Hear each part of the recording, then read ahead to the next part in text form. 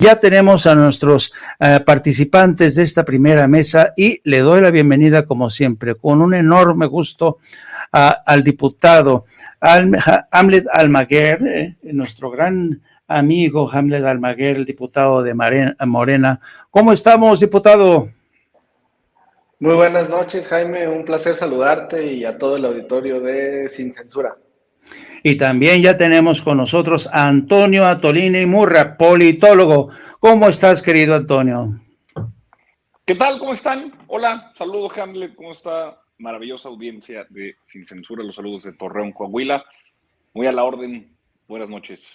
Perfecto. Bueno, pues vamos a empezar otra vez. El tema que prácticamente nos ha consumido demasiado tiempo quizá, pero es importante, ¿saben? A veces es importante desmenuzar las noticias, ¿no?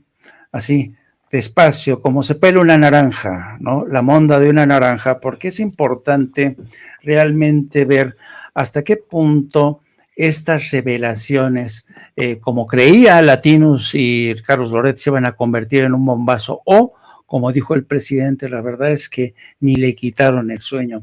Así es que vamos a empezar, queridos amigos.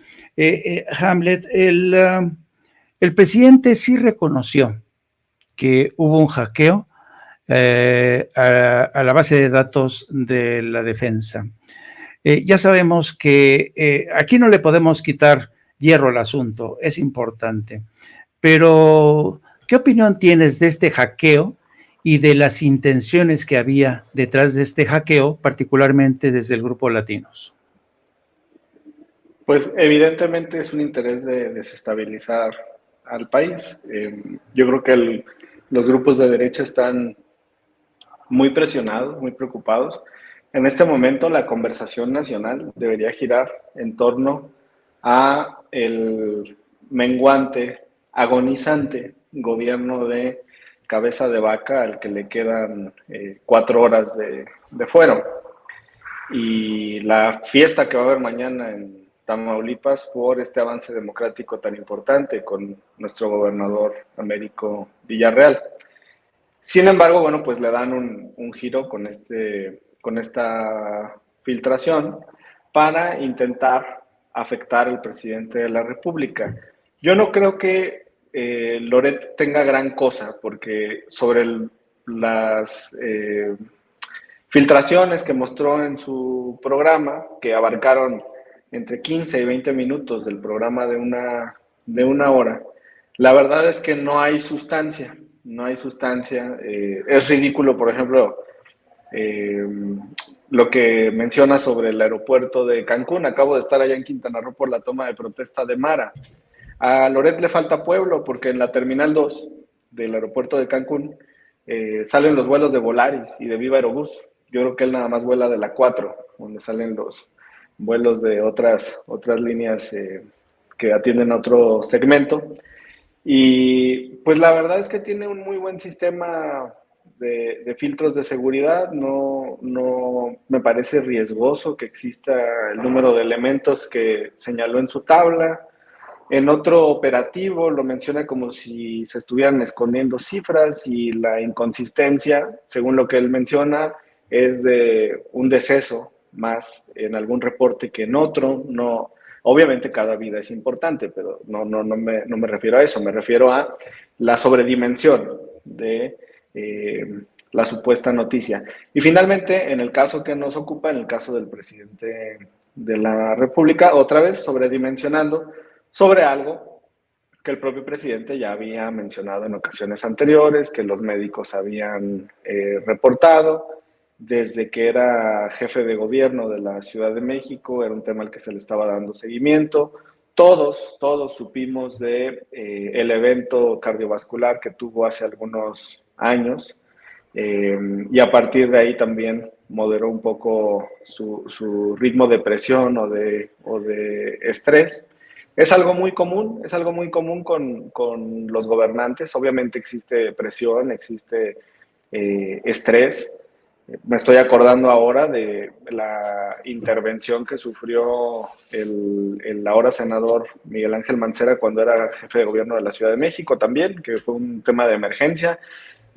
creo que era un hospital privado, pero operado por médicos militares, donde incluso sufrió una perforación del corazón. Entonces, la verdad no entiendo por qué intentar sobredimensionar de esta manera. Yo al presidente lo veo muy bien, se levanta más temprano que yo a trabajar y obviamente tiene un ritmo mucho más alto que el que llevamos en la Cámara, Jaime. Y Antonio, ¿tú crees realmente que ahora sigue siendo igual de fácil marearle la perdiz a la gente, tratar de confundirla con esta serie de historias? Es que mira, si fuera una idea, una narrativa, pues no sé, un cuento, pongámosle así, un cuento, ni siquiera por demeritar, pero una narrativa que fuera original, distinta, novedosa, original, quizá pudiera ser que alguien dijera, ¿y si es cierto? El problema es que han repetido una y otra y otra y otra vez el mismo cuento. El fantasma de Venezuela, el fantasma de la dictadura castorchavista, el fantasma de que cualquier marginal, minúsculo y particular error es el fin del sexenio. Todo siempre, para nuestros críticos y nuestros odiadores, el sexenio se acaba cada vez que algo pasa que no entienden y que en vez de asumir una posición crítica y pues, de humildad para tratar de construir un argumento que diga, voy a tratar de entender algo que aunque no me cae bien, no me gusta y no soy afín a él, pues está sucediendo y tengo que entenderlo. No, ahí se deslindan y dicen que el sexenio se acabó. Pues este es otro de esos ejemplos. Otro ejemplo que hemos visto no solamente este sexenio, sino lo hemos visto los últimos 20 años que se ha confrontado el establishment mediático, la prensa corporativa en contra del presidente López Obrador. Y no creo que sea nunca nunca va a ser este ejemplo, nunca va a pasar esta situación que la gente ya se deje engañar con estas historias. Mira, lo que yo creo que va a pasar es que con esta idea de que son 6 terabytes de información, 6 terabytes son como 3,000 horas de video, se ha dicho de quienes saben y tienen equivalencias de esta información, como si fueran 3,000 horas de video, van a seguir ahora sí que lucrando con la supuesta filtración de esta información para seguir diciendo, eso ya lo veo venir, lo veo venir por las siguientes semanas de acuerdo a la filtración más grande de documentos por parte de la Secretaría de Defensa Nacional, tenemos esta información. El presidente va a hacer un roble vertical con un temple muy sólido, va a decir si es cierto o no es cierto, decir, bueno, pues si ya está en lo público, voy a aceptar tal como es. No creo que vaya a haber ninguna novedad. El presidente, pues, cuando dice no robo, no miento y no traiciono, es porque en realidad, de verdad, no roba, no miente y no traiciona. Y tiene a todo el gobierno a disposición de su ejercicio, pues, para poner al servicio de la gente la información tal cual sea en el momento en el que éste sea. Entonces, no creo que esto trascienda. Es un nuevo teatro. A ver, ahí hay una hay una cuenta de Twitter de guacamayas, no sé qué madres, que de hoy en la mañana a estas horas de la noche, 8:25 de la noche, ya tienen 40,000 seguidores y es una cuenta apócrifa, es una cuenta que se inventó el día de hoy o el día de ayer para seguir este juego mediático de la filtración. Entonces, no, yo creo que la gente ya está cansada de estas improvisaciones y estos montajes de los que Carlos Loret de Mola es muy famoso por hacer y en los que es muy famoso también por participar. Así es, coincido contigo, querido Antonio. Diputado Almaguer, esta mañana, y francamente, no sé, a mí me pareció una invitación al sarcasmo esta mañana cuando vi unas declaraciones del senador Ricardo Monreal asegurando que van a analizar una iniciativa para reforzar la ciberseguridad del ejército. Y me suena a la clásica situación en la que se tapa el pozo después del niño ahogado. ¿Qué está pasando ahí? ¿No había una legislación ad hoc o qué es lo que está pasando? Sí, obviamente en el país hay un rezago importante en materia de ciberdelitos.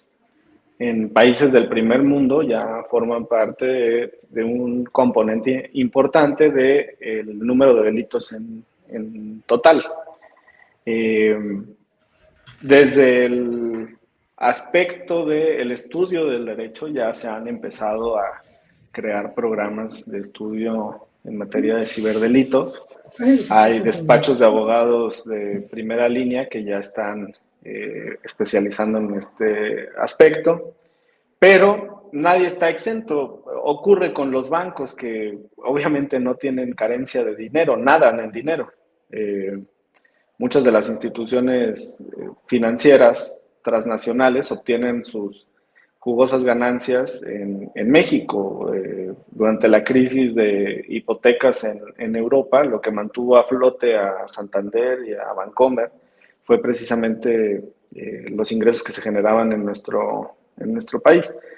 Y a pesar de eso, todos los días tenemos clonaciones de tarjetas, cargos no autorizados, el uso de montajes en banca electrónica que simula que es la operación real. El Banco de México ha intentado avanzar en este aspecto. Entonces, ninguna institución está exenta, mucho menos la Secretaría de la Defensa. Sí se puede mejorar la legislación, esta regulación, por supuesto. Va a pasar también por tener mayores recursos para la policía cibernética, se requiere, porque cada vez más se utilizan las redes sociales o plataformas tecnológicas para cometer delitos que impactan en el país o que son de carácter transnacional. Incluso cuestiones relacionadas con amenazas o con crímenes de odio que se generan a partir de las redes sociales. Amenazas incluso en contra de comunicadores, de profesionales de la información.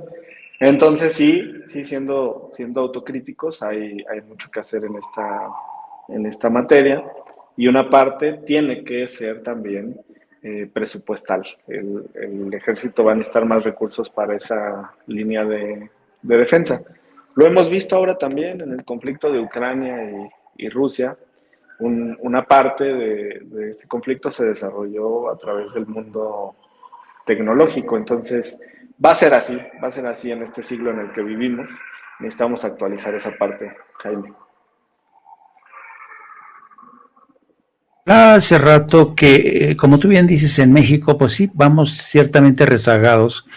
Yo hablaba hace rato que en Estados Unidos al menos hay una cultura de ciberdefensa, de ciberseguridad, y este tipo de defensa se crearon contingentes que se les conoce como los señores del sombrero blanco.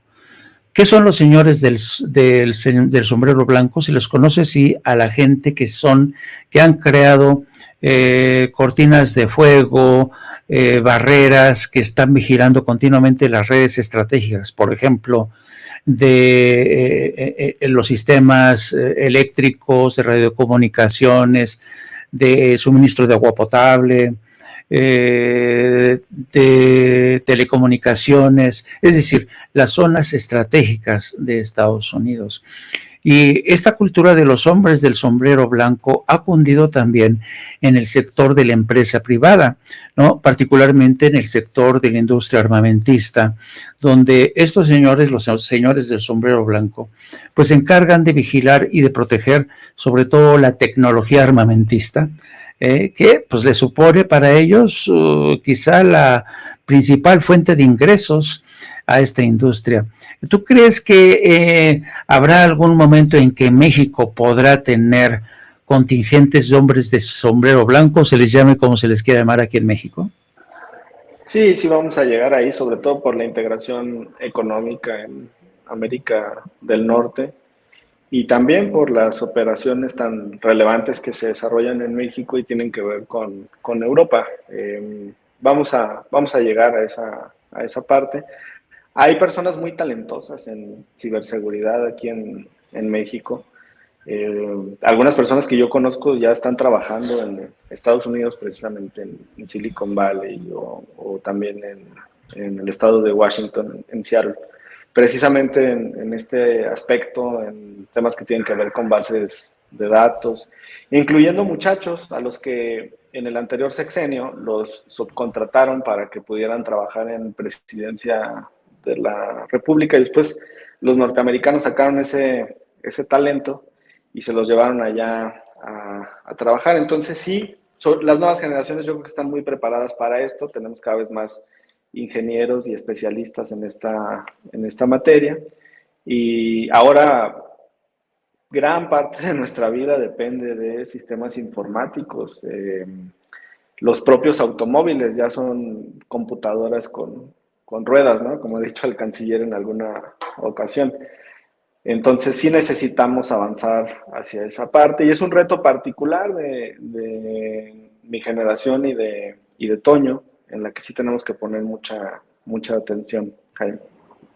Y querido Antonio, el presidente hoy hizo alusión a, pues a la mala entraña, a la bajeza de personajes como Carlos Flores de Mola, y en el transcurso del día hemos visto cómo hay gente que se pregunta ¿qué no hay manera de sancionar a personajes como Carlos Loret de Mola?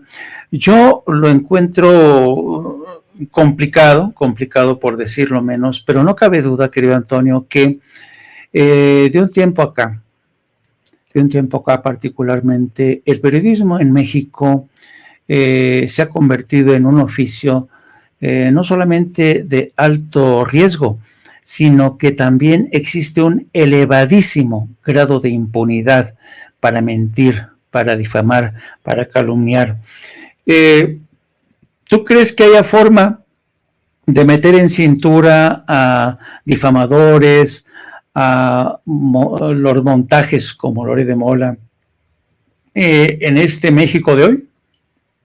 Sí, bueno, yo creo que, a ver, violentaría, y no es materia ni del programa de gobierno, ni tampoco de la intención de nadie que actualmente ostenta una posición de autoridad en la 4T, establecer una censura previa. Eso no es ni el espíritu de...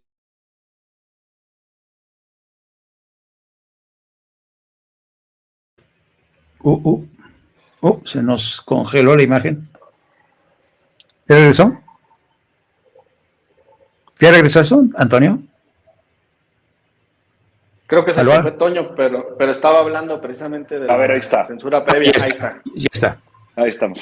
Sí, no hay posibilidad, no hay interés, no hay una muestra de que se establezca una censura previa, es decir, una forma que el Estado haga a través de la persecución, la intimidación, el hostigamiento de periodistas o comunicadores que, por más incómodos que nos parezca, pues tienen derecho a decir sus tonterías, tienen derecho a decir sus mentiras. Ahora, claro, están los límites de la difamación, la calumnia, digamos, lo que en nuestro ordenamiento jurídico establece como límites a la libertad de expresión. Nadie puede salir a hacer apología al delito o en contra de una población vulnerable. En fin, eso sí existe, pero yo creo que este sexenio, este esfuerzo de transformación que busca poner por delante a los pobres, desmantelar el neoliberalismo y confrontar a la prensa corporativa que había ostentado el monopolio de la verdad, pues espacios como Sin Censura han resultado tan exitosos y han resultado tan ávidos de público que sintonizan, que lo consumen, que lo comparten, precisamente porque el monopolio de la información dejó de estar detrás del escritorio de López Dóriga, dejó de estar detrás del escritorio de Lolita Ayala, de Carlos Loret de Mola, de Javier Alatorre, de quienes siempre estuvieron enfrente de una televisión que al servicio de los intereses de los poderosos contaban una historia que se alineaba a esos intereses. Hoy justamente lo que sucede es que existen múltiples fuentes de información que compiten por convencer al gran público de qué historia, la que se cuenta con Loret de Mola, la que contamos en otros espacios, digamos, El Soberano como uno de los espacios en los que colaboro, como otros de los espacios que colaboro, o de otros tantos que existen, pues que...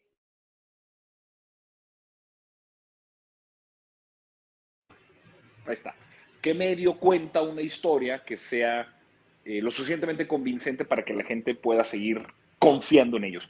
Loret de Mola tiene la confianza, o la prensa corporativa tiene la confianza, de hombres y mujeres enfurecidos, rabiosamente enfurecidos, que por más que le enseñes una tabla en donde 2 más 2 de 4 van a seguir siempre en contra del proyecto, porque esto no se trata ni de la razón ni de la lógica, sino de la entraña más profunda de sentir que se atacan los privilegios que ellos siempre durante tanto tiempo confundieron como derechos. Entonces, creo que la situación con la prensa corporativa se combate al difundir y competir con otras fuentes de información sin censura, uno de los más importantes y relevantes en el Internet, que además es otra manera de llegar sin intermediarios directo a la casa de la gente que consume ávidamente este programa.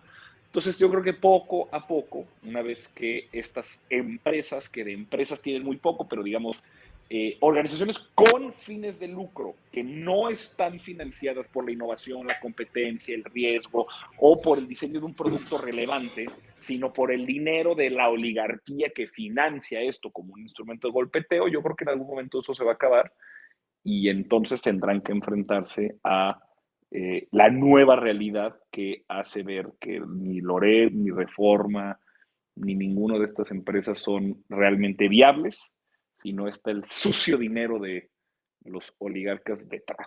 Entonces, creo que veremos pronto un cambio. Más temprano que tarde, prevalecerá la verdad por encima de esos intereses mezquinos. Ojalá tenga razón, Antonio, pero déjame repreguntarte. No cabe duda que es muy cierto lo que dices, pero también el piso sigue estando muy disparejo, Antonio. ¿Tú crees que es posible romper esta desigualdad que existe? Y sobre todo porque además estamos en un momento donde tenemos una crisis del modelo de negocios de la inmensa mayoría de los medios de comunicación. Unos días yo veía que Pablo Iglesias, quien fuera vicepresidente del gobierno en Europa, dirigente, fundador de Podemos, al retirarse de la política decidió fundar un podcast que se llama La Base, en público, y comparaba los ratings, por llamarle así, de la prensa corporativa en España, donde daban cuenta de que un debate en La Sexta había tenido un récord bajo de audiencia, donde tenían 250,000 personas supuestamente como audiencia, y mostraba que muchos de sus videos rozaban por encima de las 300.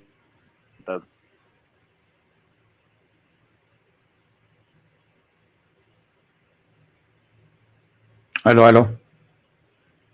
A ver si lo recuperamos. Es la prensa corporativa la que está atacando este programa. Yo estoy aquí conectado muy bien, tranquilo. O sea, ya está hackeando a Toño. Guacamayas me está hackeando. ¿Quién o sea, esto está normal. A ver, saludos desde Torreón, Coahuila, pero esto es un internet normal. Estoy en mi casa. O sea, Guacamayas nos está hackeando, se los digo. Los medios alternativos de comunicación están logrando tener más audiencia, más penetración, pero sobre todo más confianza que los medios tradicionales. Y a la postre, esta batalla la ganaremos. Quizá sigue siendo muy asimétrico porque sin censura se hace con el amor de sus contribuyentes y sus voluntarios, claro que sí. Y a Latinos lo financia el sucio dinero de los gobiernos que en su momento estaban al servicio de la oligarquía. Por ejemplo, Michoacán, que se sabía que Silvano Aureoles le metía mucho dinero a esa porquería llamada Letrinus, pero la cuestión es competir no con dinero, sino con una forma honesta de entender la realidad y que pues empata con lo que la audiencia busca, quiere y siente. Miren, es una locura, es ir en contra del propio modelo, tener a la prensa corporativa el 90% representando un país, supuestamente, en donde todo está mal, cuando en realidad las encuestas dan cuenta que el 60-70% de las personas confían en el presidente López Obrador y confían en el rumbo que está tomando este país. Entonces, la prensa trata de representar un país que no existe y la audiencia sí lo resiente. Contigo.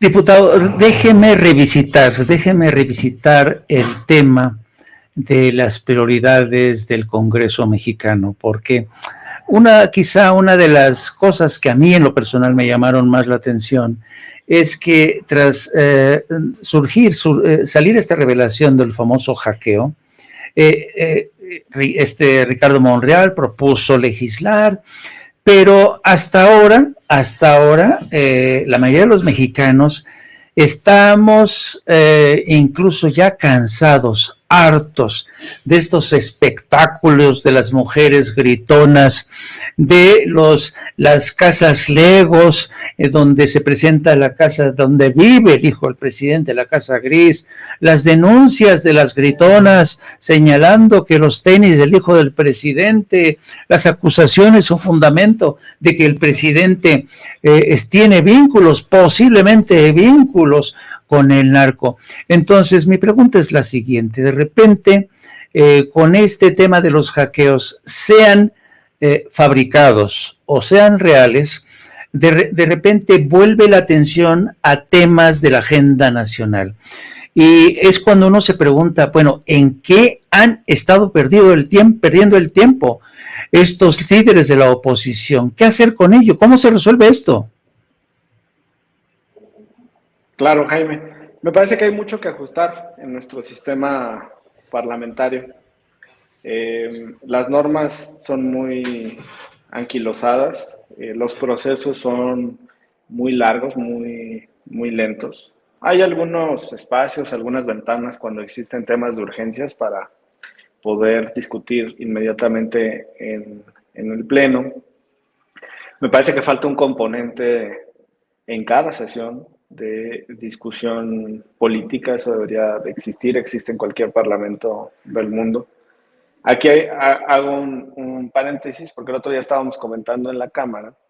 Me pareció muy acertada, pertinente la comparecencia del secretario de Gobernación en el Senado de la República. Ahora que Toño hablaba de Pablo Iglesias y el Parlamento español, el ejercicio que hizo el secretario de Gobernación de debatir en tiempo real, digamos, de tú a tú con los senadores de la oposición y contestarles ahí mismo sobre los temas que ellos planteaban como de interés de sus bancadas, me parece que es muy sano para la democracia, porque además no tenemos nada que perder. Todo lo que están mencionando carece de fundamento o parte de premisas falsas, o lo hacen con alguna discriminación, discurso de odio, ira, molestia, sin argumentos sólidos. Entonces sería muy fácil ganarles ese debate, pero sí se requiere modificar las normas. Y la otra parte,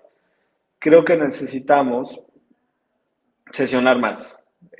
Avanzamos más rápido en las semanas en las que estamos sesionando martes, miércoles y jueves en pleno. Aprobamos más dictámenes y reformas. Esta semana salieron algunos muy interesantes. Creo el más importante es el que prohíbe que las instituciones financieras puedan confiscar, embargar las pensiones para adultos mayores y recursos de otros programas sociales, porque les caía el programa y luego se cobraban, como se dice, a lo chino, y entonces, bueno, pues dejaban sin recursos a los beneficiarios de los programas. Pero sí necesitamos ir más rápido, abatir el rezago, y para eso creo que se necesita sesionar más, tener sesiones más ágiles y una reforma al funcionamiento del Congreso. Y en la Cámara, pues intentamos, de verdad, retomar los asuntos más importantes y urgentes del país, donde creo que existe un poquito de lentitud o de descoordinación o de distracciones en el Senado de la República, donde a veces se plantean cosas que no tienen mayor interés o trascendencia, Jaime. Y te agradezco mucho por el espacio, le agradezco mucho también a Toño. Tengo algunos compromisos ahorita que atender, pero ha sido muy valioso poder compartir con ustedes. Retomo una parte de lo que mencionaba Toño sobre la censura previa. Me parece que no es el camino, pero quizá podríamos reformar las normas para que los noticieros fueran transparentes y mencionaran, por lo menos en un cintillo, quién está financiando a ese programa. Es notorio en los canales comerciales y demás, porque existen spots, pero en programas así de corrido como en Latinos, pues no se ven los comerciales, pero la gran duda es quién está financiando esa operación. Yo creo que el público, la ciudadanía, tendría derecho a conocer esa parte y para que tomen su decisión sobre la valoración que hagan de los contenidos, Jaime. Se me hace interesante. ¿Quieres compartir tus ligas? ¿Dónde te puede seguir la gente, querido diputado? Muchas gracias, Jaime. Me encuentran en Twitter como Hamlet-Almaguer. Estamos en todas las demás redes sociales, Hamlet Almaguer. Les deseo muy buena noche. Les agradezco mucho por su atención y desde la Cámara cerramos filas con nuestro presidente de la República y mañana a festejar el gran triunfo de Américo Villarreal y de la democracia y del pueblo heroico de Tamaulipas que venció a cabeza de vaca. Muy buenas noches. Muchas gracias. ¿Cómo ves, Antonio, esta última reflexión del diputado Almaguer sobre la posibilidad? Un tipazo, Hamlet, pero por supuesto, saludos también a Hamlet. Y en efecto, recordemos que mañana se le acabó el fuero a cabeza de vaca y en efecto el heroico pueblo de Tamaulipas toma las riendas de su destino con sus propias manos. Veo bien claro, en efecto, la verdad es que sería un detalle mínimo, de mínima cortesía ya poder saber, pues, quién financia los esfuerzos editoriales, pues, para saber qué intereses que todos tenemos, todos tienen, se están defendiendo. Mira, la verdad es que por eso es que el conflicto de interés no es un delito. Simplemente uno cuando habla, anda, va por ahí, pues tiene intereses individuales particulares y específicos que pueden traslaparse con el interés público. El conflicto de interés no es un delito. Actuar en conflicto de interés o actuar con el conflicto de interés sí lo es: cohecho, peculado, soborno, tráfico de influencia. Entonces simplemente decir, miren, hola, ¿qué tal? ¿Cómo les va? Este noticiero es financiado por Iberdrola, entonces nosotros creemos que hay que entregar la energía a los privados, a que cuando llegue la reforma eléctrica, si nosotros estamos defendiendo Iberdrola, es que sepan que pues, nosotros somos empleados de ellos. Muchas gracias, les gusta o no les gusta, transparente como es. Claro, es una casi una exageración suponer que eso pudiera ser así, pero es el ideal hacia donde quisiéramos poder llegar. Incluso además, pues también entender que si fuera realmente una empresa se financiarían de sus suscriptores. Los suscriptores y las personas que están viendo este programa están generando con su sintonía y con sus reproducciones ingresos que le permiten a Sin Censura poder subsistir y echar adelante un proyecto editorial como lo haría cualquier club con membresías de sus suscriptores, de sus ahora sí que sus miembros, personas que deciden pagar para formar parte de este club o personas que deciden pagar para que el periódico llegue a su casa o en este caso, pues ver estos programas digitales. Eso no existe. Reforma, por ejemplo, es imposible que el modelo de negocios de Reforma subsista si no tuviese un gran subsidio por parte de la oligarquía que busca poner su dinero al servicio de un proyecto político y no de una empresa, que por eso es que el Reforma cobra por una suscripción de un tiraje relativamente muy poco, que no permite la entrada libre a su página de interés. Es un modelo de negocios completamente superado, pero subsiste porque hay eso detrás. El Reforma no es un periódico, el Reforma es una empresa que está al servicio de la oligarquía, que busca pegarle al presidente López Obrador y a su proyecto como parte de su juego. Qué gusto saludar a Hamlet, me gusta cuando me manda buenos deseos, yo le mando también a él, ojalá los escuche, y muchas gracias por este espacio, siempre tan honesto y tan libre y tan sin censura como siempre. ¿Nos puedes compartir la gente dónde te puede seguir, querido Antonio? Estoy en redes sociales, todas mis redes sociales, Antonio Atolini, así como se muestra aquí, y estoy haciendo transmisiones en vivo todos los días en Facebook, en YouTube, y también, por supuesto, como presidente del Consejo Editorial del Soberano, les recomiendo que también entren y acompañen todas las redes sociales de El Soberano y nuestra cobertura noticiosa al servicio, ahí sí, de manera muy honesta y clara. Corremos esa cortesía que le pedimos a los demás medios. Nosotros estamos al servicio del proyecto obradorista porque creemos que es la forma en la que mejor podemos nosotros vivir en sociedad, y este medio busca relatar con mucha honestidad esa visión política. Gracias a todos que nos están viendo en este programa en México y en el mundo. Eso. Muchas gracias, Antonio. Muy buenas noches, que descanses. Nos vemos, hasta luego. Amigos, amigas, regresamos en breve. Pero mientras seguimos hablando sin pelos en la lengua, sin censura, usted puede suscribirse a nuestros 3 principales canales en YouTube.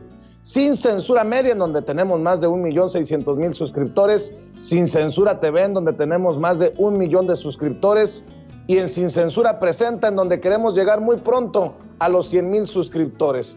Si usted ya está inscrito en Sin Censura Media, suscríbase en Sin Censura TV. Si ya está suscrito en Sin Censura TV y Sin Censura Media, suscríbase a Sin Censura Presenta. Recuerde que es gratis, no tiene que sacar un solo centavo de su bolsillo para apoyarnos. Dele clic en la campanita para que los señores y señoras de YouTube envíen las notificaciones cuando estemos transmitiendo en vivo y en directo o estemos subiendo videos. También nos puede seguir en Twitter en @Vicente Serrano y hasta en Instagram. Ojo, también estamos en Instagram. Son nuestras redes sociales y con el apoyo de ustedes seguimos creciendo, porque con ustedes todo, sin ustedes nada.